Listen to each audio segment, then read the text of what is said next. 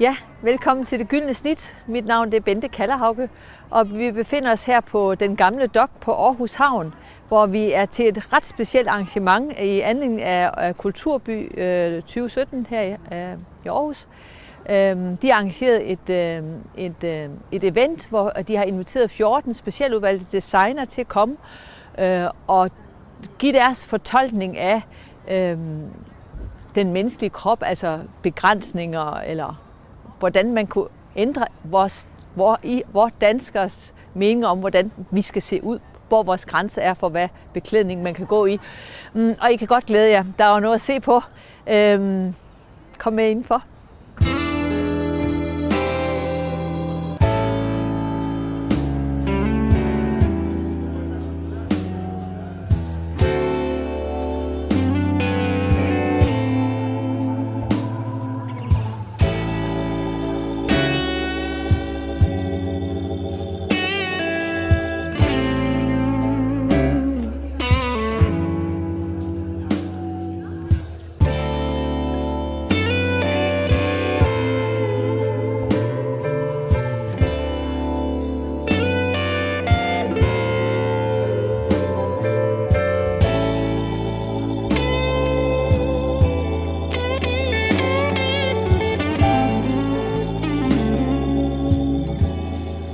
Welcome on this fantastic spring evening.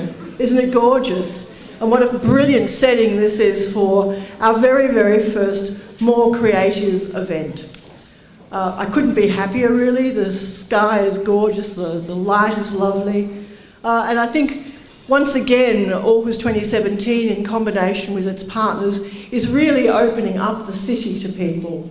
A lot of people who have never really been down this way before, down to the harbour and the docklands.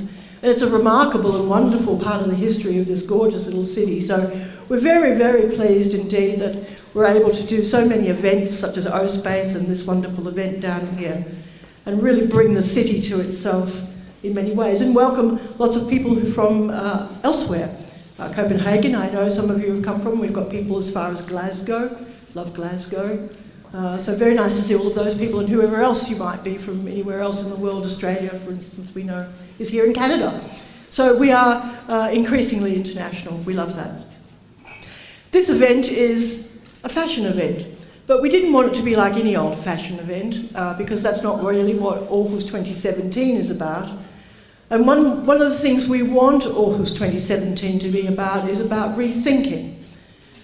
So in cooperation and collaboration with the fantastic people from the Danish Fashion Institute, we elaborated the idea that somehow fashion could intersect with creativity and it could become more of a catalytic event, something that was actually responding in some way to our three values, which are, in this year, diversity, democracy and sustainability.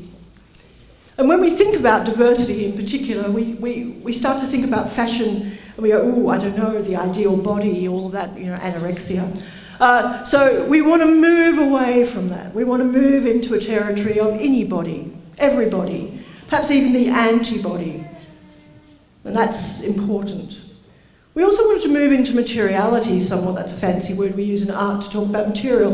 But it's very important, I think, that in this particular instance, we're seeing fashion that is sculptural, fashion that is also about the material itself and what that material can become, pliable, malleable, all of those weird things. And I think that when you see the works that the young fashion designers have made, you'll be really thrilled and excited. It takes you back, well, it doesn't take you back because you wouldn't be that old, neither me, but it reminds you of the kind of work that was emerging out of a place like the Bauhaus and Oskar Schlemmer's fantastic costumes for his ballets and things of this sort. So it's a great event and we're so thrilled to be associated with it. We're very, very pleased for our partner More Creative, which is part of the Central Denmark Region Strategy for Business Development, to have really lifted this event, the first of many showcases that we will show in the year, as we explore the different ways that business and creativity interact. I want to thank and also congratulate the Fashion Institute, Danish Fashion Institute, Henrik, of course, with whom we've had a very strong and very positive ongoing dialogue throughout last year. Rosanna, Mia and Tatiana, we want to thank them. They've done a great job of pulling the whole thing together. Head Start Fashion have been a part of that as well, and we thank them for their cooperation. I should mention my colleagues Meta and Meta, the two Metas as I call them, Meta E and Meta B, who've been on the journey for a period of time. And our CEO is here tonight as well, Rebecca, and I'm sure that she would like to also welcome you. That's it from me, really. My job now is to introduce much more interesting people than myself. Did I cover everything? Yeah, pretty much. So, to introduce Penny Martin, who's had an outstanding career over the past decade or so, a very well-known, esteemed, influential fashion writer and commentator, thinker. Currently the editor of Gentlewoman magazine. She's been in conversation in many public venues with people such as Bjork, a fashion statement unto herself, the legendary Vivienne Westwood, people such as that. And it's absolutely brilliant that she's agreed to come here this evening to say a few words about fashion, why it's relevant, why it is sometimes irrelevant perhaps, where it's going to and why.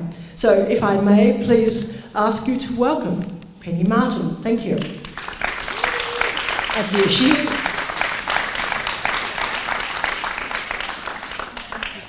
Thank you. My clicker. Henrik, do you want to? Something about a cable should be plugged in here. So someone right away. Well, hello. I'm delighted to have been invited to the opening of Anybody exhibition tonight. And I must say a little surprised because I can't take credit for the amazing artwork that you're about to see or its curation. So when I was first asked by our friends at the excellent Danish Fashion Institute, would I come and talk a little bit about how its theme and the work that we're about to see relates to the work that I've been doing over the past 10, 15 years or more, I had to ask why they thought of me specifically. Well, this is only the second time, in fact, I've ever been to Denmark in my 44 years. The first and last time I came was for the Copenhagen Fashion Summit about 5 years ago. But I do have a couple of connections to Aarhus. I've been pronouncing my pronunciation. I hope I haven't disgraced myself. Like that, actually my hosts probably are unaware of. Like you good people of this amazing city that I'm just getting to know, I too am descended from Vikings. My mum's from a tiny little island on the west coast of Scotland called the Isle of Arran, and it's got a tiny town called Lamlash, and outside it are all these amazing Viking burial sites. So we play up that like kind of professional expats, so I feel a kind of affinity. And closer to home, actually, some of my step family are from Gyldne.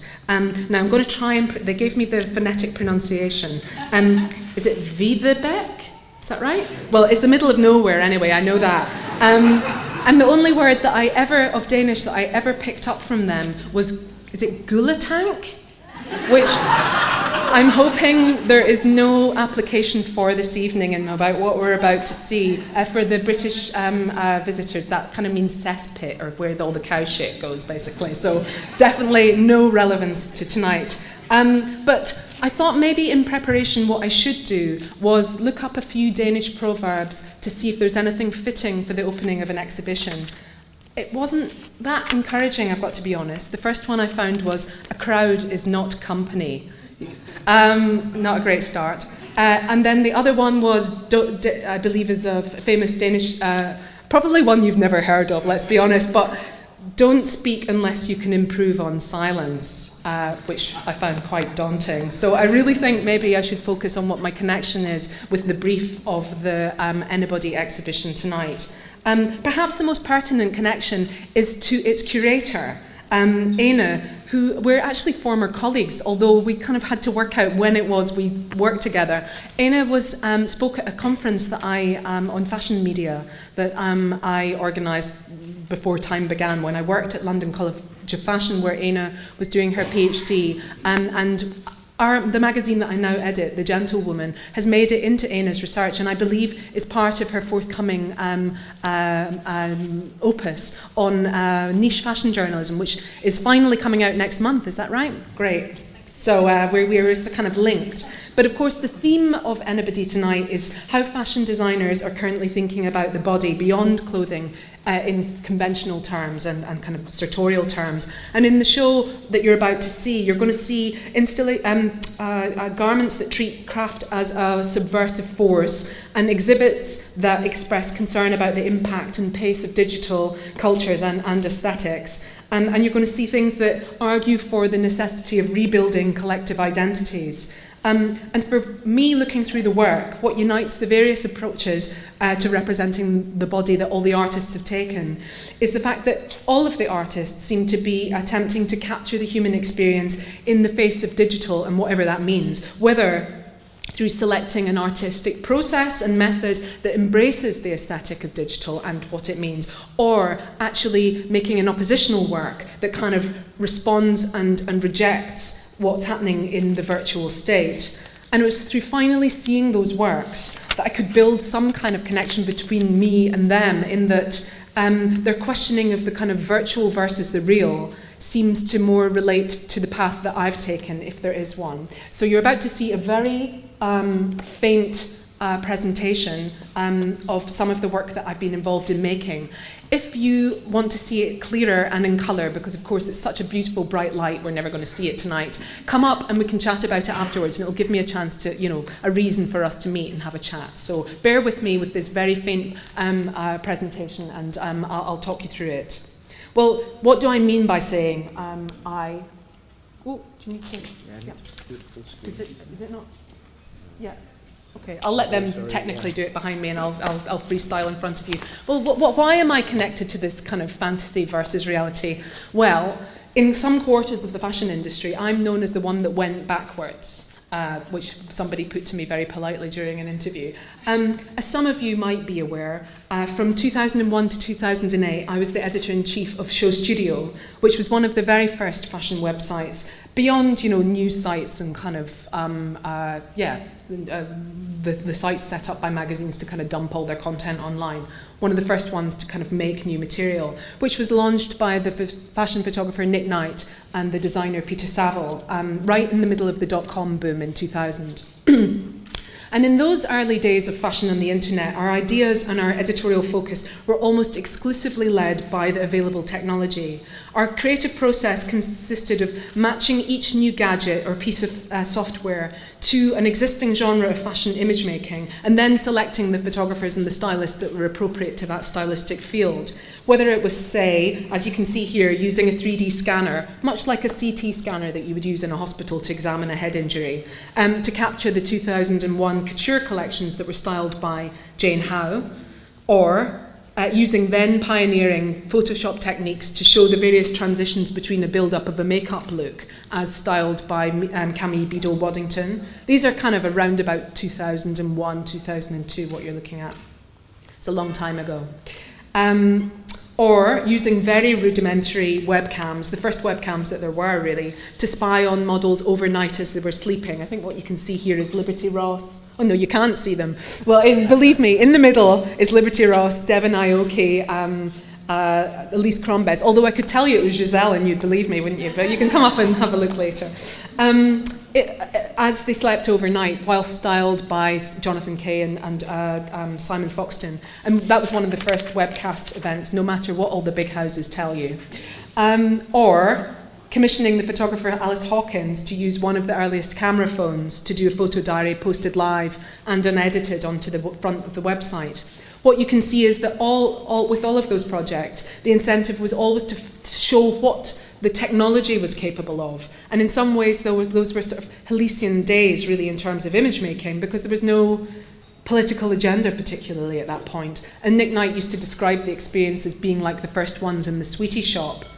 But always running parallel to that kind of technological innovation and experimentation was what, in those days, I used to argue, was a commitment to process, to showing how each project was made in real time.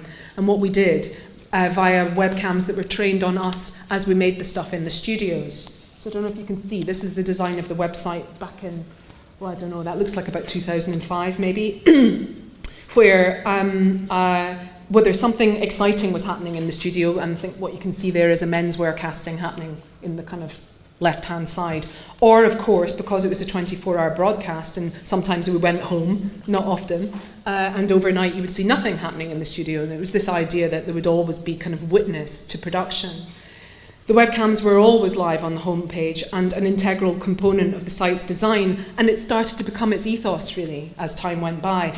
But looking back, I also realised that that webcam imagery had a vital secondary function for the team of designers and techs and this editor that actually made Show Studio, because as the momentum of the project gained pace and we created the many hundreds of digital projects that are now in the Show Studio archives, it became crucial to us personally that it was apparent to other people that it was real people and real hands that made those projects. Because as the technology became more and more sophisticated and capable of creating artworks that threatened somehow to not look like they were made by humans, they sort of slipped off into this kind of immaculately unreal aesthetic that was impossible to place in space and in real time. And meanwhile, we opened up we ran one of the very first fashion-centered message boards on the site. And what happened was that the tone began to take on this rather creepy, anonymous character, almost a threatening character that was kind of written all over us as people, really, because we were being pictured in the middle of this kind of context that we built.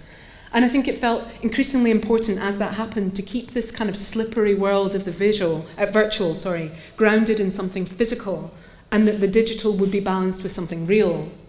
There are really far too many reasons. I mean, give me a drink and I'll tell you a few afterwards. But to explain why I left digital and went back to the real, this supposedly arcane world of magazines to discuss tonight. But actually, it's important to say for me, print publishing was actually virgin territory. I'd never worked on a magazine before. I had to be taught how to correct a widow when I did my first issue. I'll admit that to you now.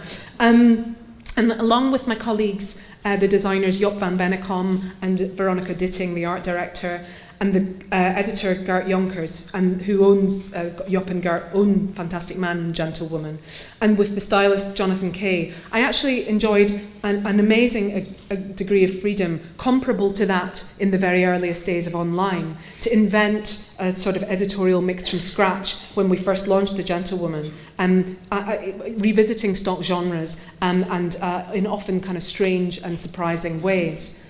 And in comparison with the kinds of imagery that I was involved in creating in Show Studio, and even in comparison to what was printed in other women's titles around the time that we launched in 2010, the most marked difference, I think, is perhaps that degree of realism, the choice of women, the documentary style of photography, the black and white covers, the low-key styling, or even no styling at all. Now, I know there are many magazines now that look a little bit like The Gentlewoman, but if you try and remember what the proposition was at the time, and in terms of this theme, I would say that we're very accepting of all kinds of bodies, literally any body.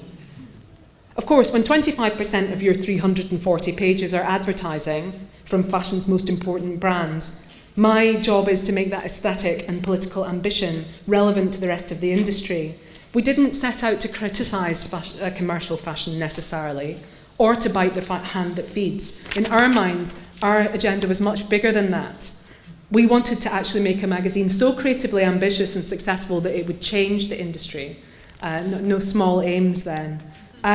Besides all the award-winning journalism and design, the simple desire has been to give back quality and dignity to women's magazines and to the representation of women's bodies. Certainly, we've got a visual style that's recognisable for sure, but at the heart of the project there's a strategy that involves making the portrait of real women look like convincing fashion. And here you're not looking, well, if you can see it, you're not looking at professional models here, you're looking at a magazine publisher, Alice Goddard, and the photographer Letty Schmitterloh in a fashion story. And then here, you're looking at the second part of the agenda is to make the images of commercial fashion models look like real women, or acknowledge that they are real women and not just kind of headless corpses. So here you're looking at, Giselle and oh no, you're not actually, Islin Stiro and Yasmin Lebon, etc., acknowledging who they are, making sure that they've got names and that their pursuits and their lives are recorded lovingly in extended captions and so on. Now, that might seem obvious, but it's not easy to bring fashion and reality closer together in this way in a commercial context, I can tell you. But it's a worthwhile ambition, we think, and one that we strive to achieve on every page, not just in topical shoots every kind of 3 years on the real woman issue or the age issue or the fat issue or the thin issue. This idea that it's wedded into all fashion journalism is the agenda. But what of the virtual gentlewoman? Well, we haven't jettisoned her completely. In the early days, we were reticent to create a particularly evolved online presence, and I can explain why afterwards. But as our readership grew, we noticed a growing demand for some communication between the 2 issues that we publish per year. And instead of dumping just the contents of the magazine online or establishing just a kind of news feed in order to kind of give a sense of frequency, as other periodicals have done, the direction that felt most true to the values that we'd instilled in the magazine was to take that commitment to physical things in the opposite direction to the virtual, into the real world. We've done that through the Gentlewoman Club and its programme of events that cater to its 28,000 and growing members. I hope you've all joined, it's free. And that entitles you to attend our gallery tours, our screenings, our parties, ghost story walking tours, book groups, picnics. We've even got a running club. I'm not going to tell you which one of those I am. I think you could probably tell from the size of the ass, but that together ran the Nike Women's 10K. So this sense of a kind of collegiate community that's meant to be represented on the pages hopefully also happens in the real world. And despite the digital nature of the various platforms that publicise and document those activities, the aim is always that we'll keep our commitment to the personal and the physical qualities that are so cherished by the readers of the magazine. Because as you'll see when you witness the artworks exhibited in the Anybody show tonight and at the department store that we're going to hear about, I think it's that oscillation between the physical and the virtual states that defines fashion as we're experiencing it at the moment, this moment in time. And with that thought in mind, I'll just leave you with 2 more slides that follow the Gentlewoman from its virtual form as a digital file made in a computer through to the very physical and completely unglamorous production and printing processes onto the newsstands and into the real world. Thank you.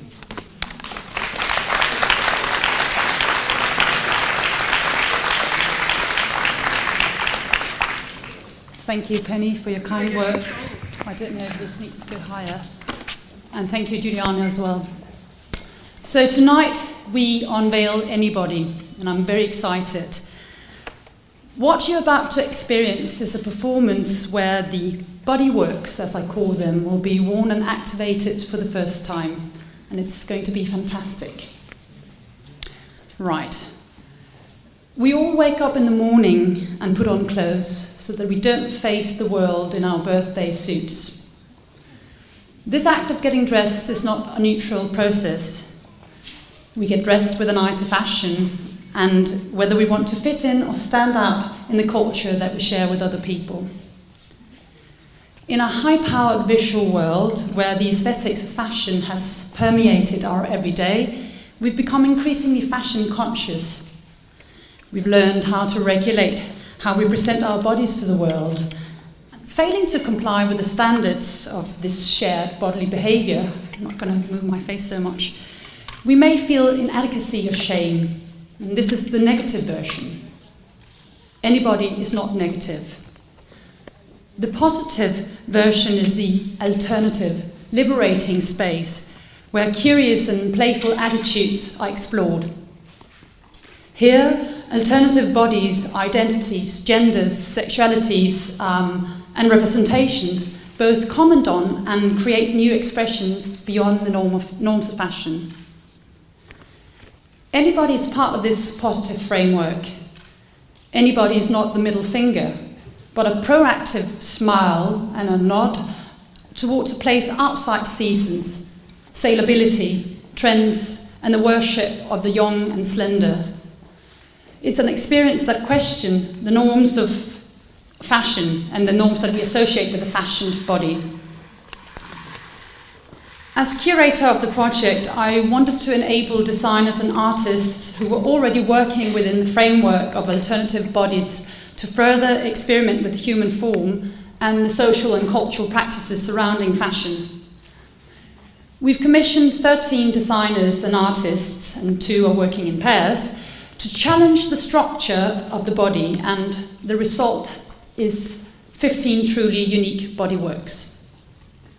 So we've asked designers and artists to rethink the packaging of the body and also mask the faces so that our attention is redirected to the shapes, the textures and conceptualizations of the piece of work, not the identity of the model.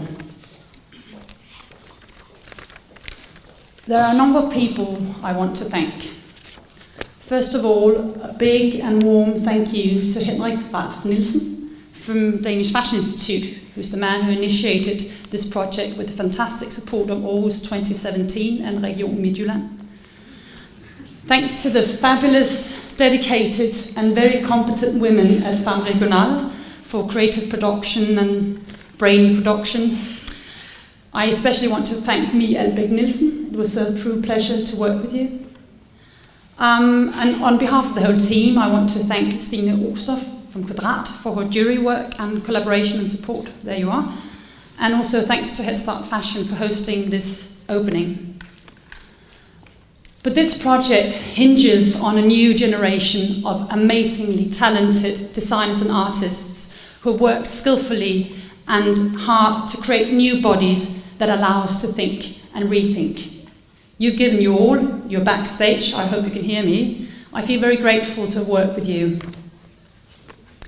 Anne-Sophie Overgaard has created a ghost-like shape engulfed by what looks like digitalized bacteria. Cecilie Dyrup's piece is a deformed body devoured by nature with flowers sticking out from the flesh. Emilie Grobert's piece, Body Error, is hybrid human form laced with actual remains from the internet. Esben Weile Kjær has created a mascot for his artistic practice as a visualization of collective identity. Fjord Roby's 2 bodyworks in heavy carpet material are the embodiment of a protective imaginary friend. Liselotte Hornstrup has created a silhouette with roots sticking out as a reminder of the importance of finding your roots. Marie Munch has turned to the tool Magic Wand from Photoshop and has created a shape that comments on the post-human, liquid, editable body. Marie Slot Rosing's piece with magnifying glasses randomly enlarge parts of the body that aren't usually highlighted in fashion. Nana Bernholm has created a huge body called Flesh in Porcelain that pushes the body into an abnormal and dramatic shape that screams for attention. Ollie van Oozen's The Big Skin Suit comments on the perception of beauty in the process of aging.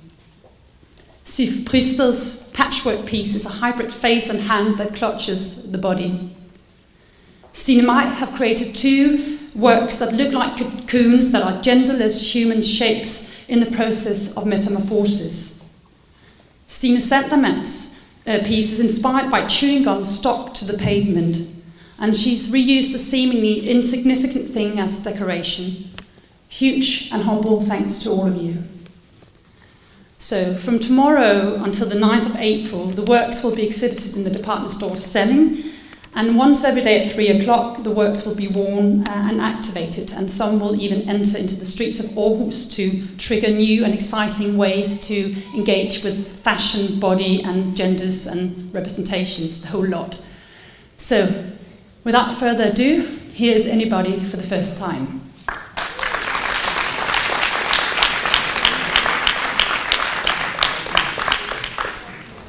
Vi når ikke mere i den her omgang. Følg med i næste uge, så fortsætter vi, hvor vi slap i dag. Vi ses i næste uge. Hej!